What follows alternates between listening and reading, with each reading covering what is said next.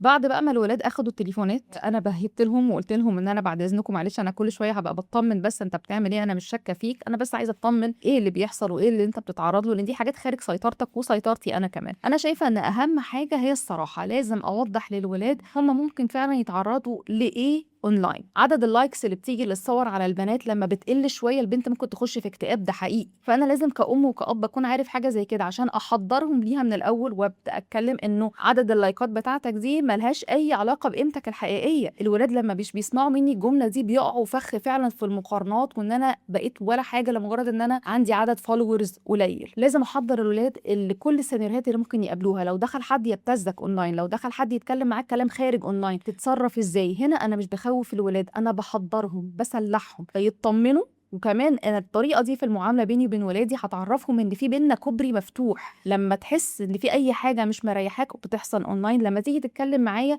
أنا مش هاخضّك، بالعكس هاقول لك إن إحنا متحضّرين لحاجة زي كده وهافكّر معاك في الحل. ده اللي بيدّي الولاد الأمان، ودي أكتر حاجة هُم محتاجينها في الزمن ده.